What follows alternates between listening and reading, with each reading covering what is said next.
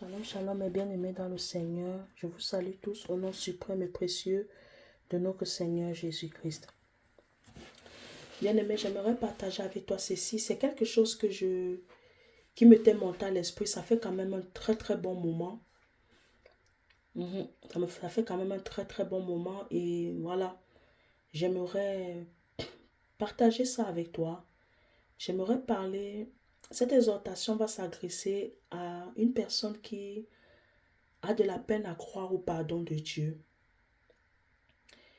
C'est vraiment un message je prie vraiment que ce message te fasse prendre conscience que tant que tu vis, le pardon de Dieu est encore disponible.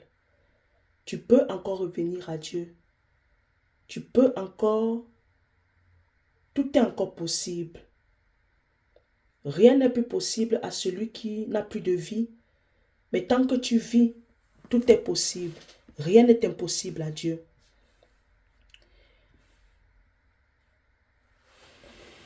1 Jean 1,9, je lis pour la gloire du Seigneur. Si nous confessons nos péchés, il est fidèle et juste pour nous les pardonner et pour nous purifier de toute iniquité. Bien-aimés, ne prenons pas ce verset biblique à la légère. C'est un verset biblique très puissant. Il est simple, mais nous devons comprendre sa profondeur. Si nous confessons nos péchés, donc ça veut dire qu'il y a une condition. Si tu confesses ton péché, ça veut dire que le pardon de Dieu sera suivi d'une action de ta part. Ça veut dire que si tu ne poses pas cette action-là, si tu ne t'avances pas vers Dieu, tu ne fais pas le premier pas vers Dieu pour rendre cette action, pour actionner cet acte, le pardon n'existera pas. Ne croyons pas que Dieu va nous pardonner tout simplement parce qu'on va dire que non, Dieu, il connaît tout de nous. Il est omniscient, omnipotent, omniprésent. Mais alors, si Dieu est omniscient, omnipotent, omniprésent, alors pourquoi péchons-nous? Alors pourquoi faisons-nous du mal? Si nous savons que tout ce que nous faisons, Dieu il sait, il voit, il entend tout. Il est partout. Alors pourquoi nous faisons ça? Normalement, si nous savons que Dieu voit tout, peut-être les hommes, certainement les hommes ne voient pas tout ce que nous pouvons faire. Mais si Dieu y voit, ça doit nous donner plus de crainte de faire certaines choses, de poser certains actes. On est d'accord? Mais ici, je veux parler à une personne. Je veux parler à une personne qui... Tu as de la peine à confesser tes péchés. Parce que quand on dit confesser les péchés, ne croyez pas que c'est simplement des simples paroles. Bien-aimé,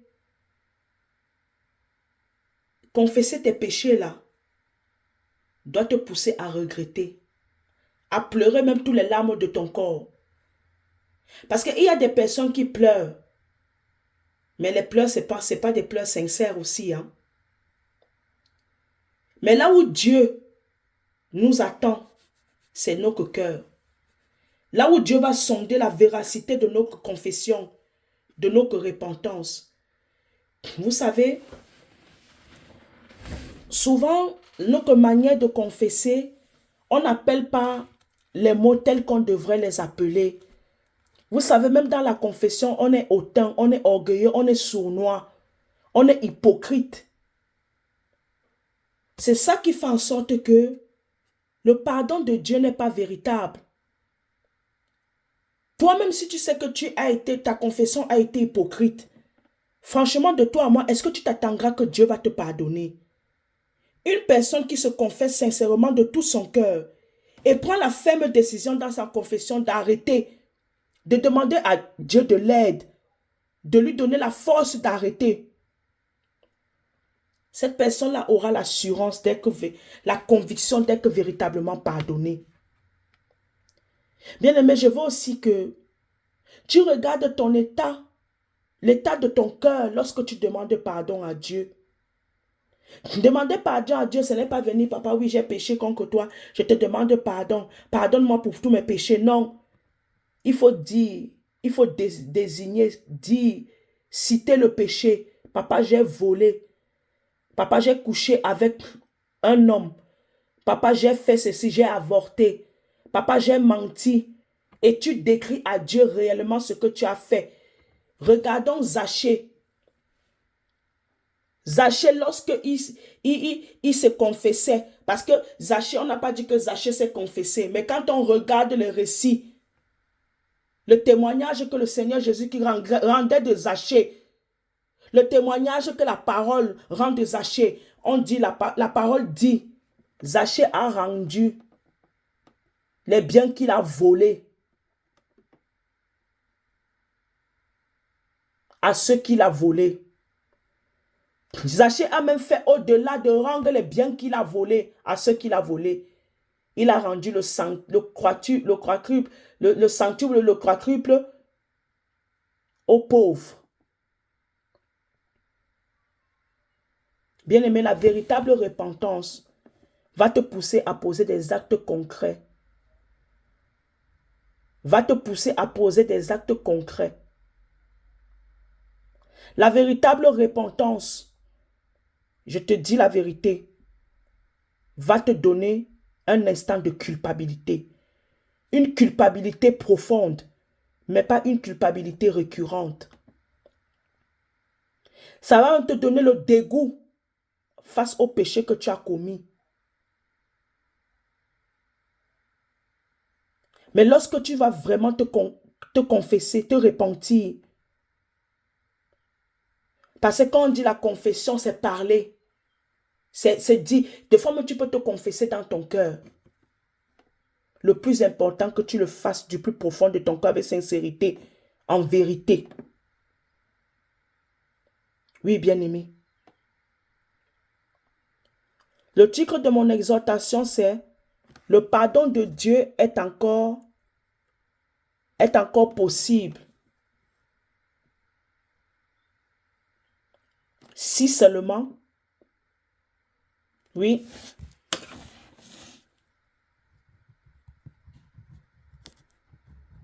le pardon de Dieu est encore possible. Si seulement, oui, bien-aimé. J'aimerais que tu ailles vers le Saint-Esprit, que tu lui demandes de t'enseigner, de t'apprendre à demander pardon à Dieu. Il le fera. Moi, bien-aimé, je ne savais pas demander pardon. Mais moi, c'est au travers de ma famille d'EMCI TV, avec l'homme de Dieu, l'évangéliste Jean-Luc Graxel. Ça date des années. Peut-être ça a même fait 5 ans, 7 ans. 5 ans ou 6 ans, 7 ans. J'étais dans un moment de repentance. Je me rappelle, j'avais mis EMCI TV, EMCI, et puis, justement, c'était tombé sur le thème de la repentance. Bien-aimé, je peux vous dire, je peux vous assurer qu'aujourd'hui où je vous parle, sans m'enorgueillir, mais je sais une chose, je sais ce que c'est que maintenant me repentir au-devant de Dieu. Je ne me limite pas seulement à confesser de ma bouche, mais souvent, quand ça nécessite, je répare. Parce que bien aimé, une véritable repentance, une véritable confession, ça ne se limite pas seulement aux paroles, mais souvent les actions comptent le plus. Tu sais, bien aimé, quand tu as volé, quand tu as pris le bien d'autrui, ou bien tu as manigancé quelque chose et on a accusé une personne à tort, et lorsque tu te lèves pour aller te dénoncer, lorsque tu te lèves pour réparer le mal que tu as fait, rendre le bien d'autrui, ça a plus de valeur que même la confession. On va se moquer de toi. Mais tant que toi, tu sais que tu as touché le cœur de Dieu, il n'y a pas plus glorieux, bien-aimé. Trouver ce courage-là. Tuer cet orgueil en toi de te lever. Reconnaître ton tort et de réparer. C'est le plus grand acte que tu peux faire, bien-aimé. Oui, bien-aimé, je te dis, hein. La véritable confession doit être accompagnée. Ce qui doit s'en suivre, c'est le courage. Le courage de te dénoncer. Le courage de lâcher prise, d'abandonner. Le courage de réparer, de rendre. Ça suscite du courage.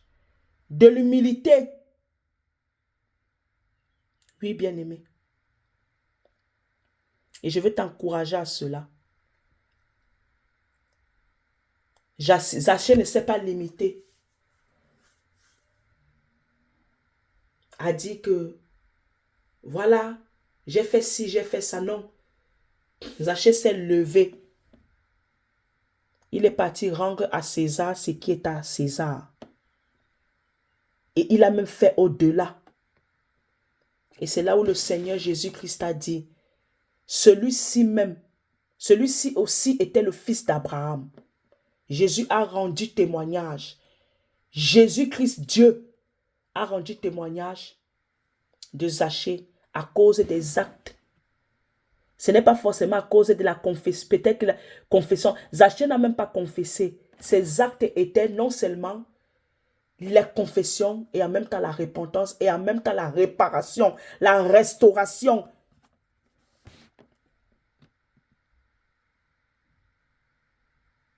Parce que même dans la confession, le Seigneur, même au travers de la confession, souvent même, le pardon de Dieu vient dans le fait que tu vas même réparer.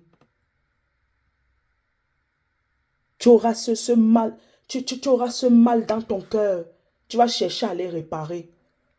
Souvent, les personnes qui se confessent et ne cherchent pas à réparer, ne cherchent pas à renoncer, ce sont des personnes qui n'ont rien compris, leur repentance n'était pas véritable. Ils ont fait ça juste comme ça, par formalité. Mais quand ta repentance, ta confession vient du fond de ton cœur, et quand Dieu va sonder ton cœur et tes reins, il va voir véritablement que tu es vraiment, tu as confessé, tu t'es vraiment repenti. Pour rendre témoignage du pardon de Dieu. Bien-aimé, tu vas commencer à les rendre, renoncer, réparer. Tu vas t'empresser de faire ces choses-là. Tu les feras avec tremblement, avec crainte. Et c'est cela qui démontrera l'efficacité, la valeur de la véritable repentance, de la véritable confession. Parce que confesser, c'est te dénoncer. Se repentir, c'est lorsque tu vas réparer. Tu vas rendre à César ce qui est à César. C'est lorsque tu vas rompre cette relation.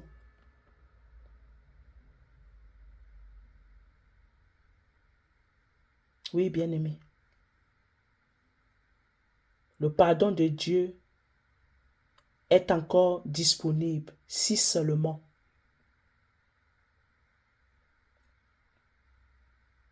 à toi, bien-aimé, que Dieu a pardonné, malgré que tu as fait tout ce que tu as fait là, tu es toujours dans la culpabilité.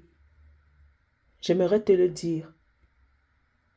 Sans gants, cette culpabilité ne vient pas de Dieu. Ça vient de Satan. Si tu as toujours cette tendance-là, lorsque tu fais quelque chose de mal, lorsque peut-être tu retombes dans le péché, ou bien même pas dans le péché, ou bien lorsque il y a quelque chose qui t'arrive dans ta vie qui est injuste, une épreuve, une situation compliquée par laquelle tu dois traverser, tu te remémores ton péché d'autrefois, le péché d'avant, tu commences à te dire que Dieu ne t'a pas pardonné, c'est à cause de ça que tu es en train de vivre ça. Tu es en train de vivre cette circonstance. Bien aimé, ça ne vient pas de Dieu. Ça vient de Satan. Quand Dieu t'a pardonné, il y a des signes. Ça ne trompe pas. Je t'ai dit qu'un de ces signes-là, c'est le fait que tu vas chercher à vouloir réparer. C'est le fait que tu vas plus culpabiliser. La paix va venir en toi. Quand Dieu t'a véritablement pardonné, toi-même tu commences à pardonner aux autres avec facilité et avec empressement et avec ton cœur. Lorsque Dieu t'a réellement pardonné, Dieu va mettre en toi la véritable haine du péché, crainte du péché face au péché.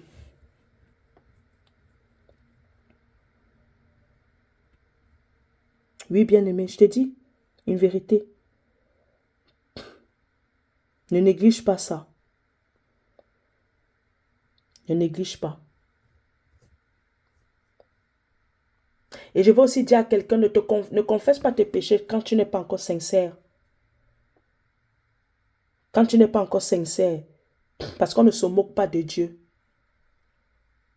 Ne te lève pas là pour te dire que je m'avais confessé mon péché et puis deux minutes après que tu as fini de confesser, tu retombes dans la même chose. Non, bien-aimé. Sois sincère avec toi-même. Tant que tu es certain que tu n'es pas encore prêt d'abandonner ce péché-là, ne t'aventure pas à aller te confesser. Parce qu'à un moment donné, on ne joue pas aussi avec Dieu, bien-aimé. C'est vrai qu'il y a des péchés que vraiment tu es sincère, mais tu as des difficultés à l'abandonner parce que c'est trop dur. Tu as tellement été plongé dans ça. Ça a été ton style de vie. Ça a été ta vie. Mais dans ce cas-là, bien-aimé, confesse ton péché, mais demande à Dieu de t'aider à l'abandonner. Un jour à la fois. Ce n'est pas que tout d'un coup tu vas l'abandonner. C'est un jour à la fois. Laisse Dieu t'aider. Accepte la main que Dieu va te tendre. Ça ne sera pas facile, mais tu finiras par y arriver. Parce que tu es en train de faire la volonté de Dieu. Dieu va t'aider parce qu'en vérité, lorsqu'une personne se répand, confesse son péché et se répand, c'est un coup de massue qu'on est en train de donner à Satan. Parce que Satan aime voir l'homme dans le péché, en train d'attrister le Saint-Esprit, en train d'attrister Dieu. Satan aime voir les enfants de Dieu vivre une vie de péché, être plongé dans le péché, dans le mal. Mais lorsque tu te lèves, tu renonces. Tu veux réparer, tu répares. C'est le ciel qui acclame. C'est le ciel qui est dans la joie et dans la victoire. Et c'est Satan qui est dans les grincements des dents. Parce qu'il a perdu une âme qui était malléable entre ses mains. Maintenant, là, cette âme-là s'est ressaisie. Ses yeux se sont ouverts. Elle a reçu la vérité. Oui, bien-aimé. Rien n'est impossible à Dieu. Tout est possible à celui qui croit. Si toi tu crois aujourd'hui que tu ne peux pas être pardonné, ou bien que tu n'as pas été pardonné face à ce péché-là, soit certainement c'est le diable qui est en train de jouer avec toi. Soit sincèrement, tu ne t'es pas vraiment repenti. Sincèrement avec ton cœur. Ou ça peut être aussi ton environnement qui te rappelle toujours ton péché. Bien-aimé, alors là, change d'environnement. Si c'est ta famille, éloigne-toi. Éloigne-toi, bien-aimé. Parce qu'elles sont en train de te détruire, elles sont toxiques pour toi. Éloigne-toi. Si tu n'as pas encore reçu cette force, cette maturité de résister, d'être ferme, d'être déterminé face à leur manière de venir te culpabiliser, de venir te rappeler tes péchés d'autrefois, alors éloigne-toi d'eux. La parole de Dieu dit, vaut mieux ancrer au ciel manchot que d'aller en enfer avec tes deux membres. Ici, il s'agit même des membres de notre famille. Si tu vois qu'il y a quelque chose qui va être une occasion de chute pour toi, parce que bien aimé, c'est aussi un péché, hein, de te dire que Dieu t'a pardonné, mais toi, tu continues à te résigner en te disant que Dieu ne t'a pas pardonné. C'est un péché, hein, de mettre en doute la fidélité de Dieu, la miséricorde de Dieu. Hein. Et les membres de nos familles, souvent, Satan passe par eux pour nous rappeler ça. Pour nous détourner de la vérité. Éloigne-toi. Tu ne fais pas mal. Mais avant de t'éloigner, va auprès du Saint-Esprit pour lui parler. Peut-être qu'il peut te donner d'autres stratégies. Peut-être qu'il peut t'aider autrement. Mais éloigne-toi. Éloigne-toi. Tu ne vas pas tout le temps chercher à te justifier. Tu ne vas pas tout le temps chercher à dire que non, je me suis à confesser, j'ai à demander pardon. Ce n'est pas à eux que tu as demandé pardon, c'est à Dieu. C'est à Dieu qu'on demande pardon. Et tu dois aussi demander pardon à la personne que tu as offensée. Si cette personne-là t'a pardonné ou pas, même si cette personne ne t'a pas pardonné, tant que tu sais que tu as fait ce qu'il fallait, laisse le temps au temps. Dieu est le maître des temps et des circonstances. Tôt ou tard, la personne à qui tu allais demander pardon reviendra vers toi. Vous allez vous réconcilier. Peut-être qu'elle ne voudra plus être avec toi comme autrefois. Tu dois aussi accepter cela. Mais le plus important, c'est que la personne t'ait pardonné, que Dieu t'ait pardonné. Après, si la personne ne veut pas te pardonner, tant que tu es consciente que tu as fait ce qu'il faut, tant que tu es conscient que tu as fait ce qu'il faut selon la volonté de Dieu, garde ton calme. Garde ton calme. Parce que Satan peut encore venir toucher ton cœur, à commencer encore à murmurer contre la personne, à commencer encore à pécher davantage. Et pourtant, tu venais de te repentir. Ne donne pas à Satan l'occasion de jouer avec ta vie. Parce que Satan n'a rien à faire de toi. Pour lui, il veut s'arranger. On dit malheur aux hommes et aux habitants de la terre.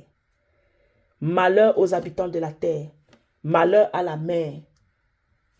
Parce que le diable est descendu, a été précipité sur la terre avec une grande colère. Parce qu'il lui reste peu de temps. Bien-aimé, ne crois pas que Satan va venir jouer avec toi.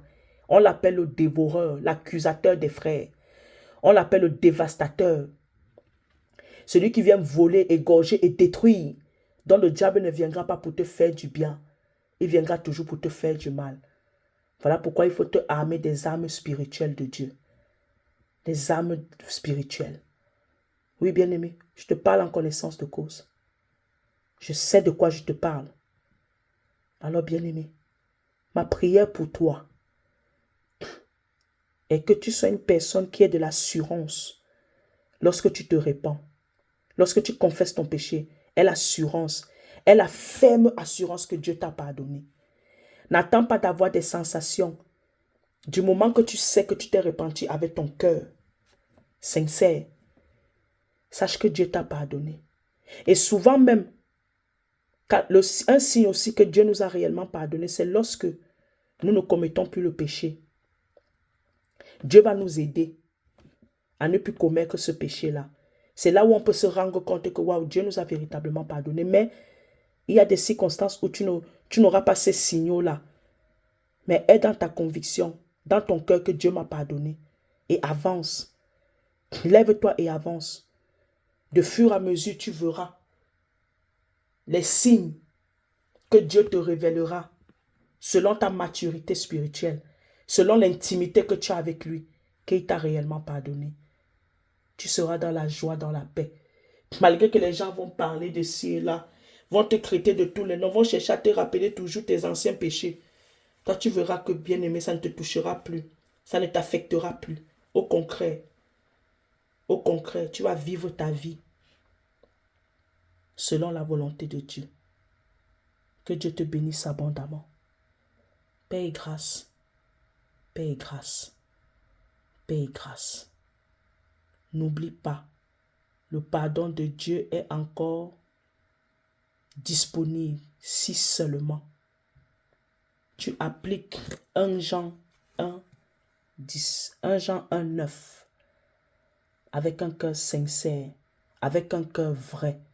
Tu te présentes à Dieu tel que tu es. Tu appelles le chien. Tu ne vas pas appeler un chien un chat. Non. Tu confesses ton péché avec sincérité, avec de tout ton cœur, avec pour objectif d'abandonner ce péché, de réparer, de renoncer. Et Dieu te soutiendra avec l'aide de mon cher Saint-Esprit. Que Dieu te bénisse abondamment. Paix et grâce au nom suprême de Jésus-Christ. Amen.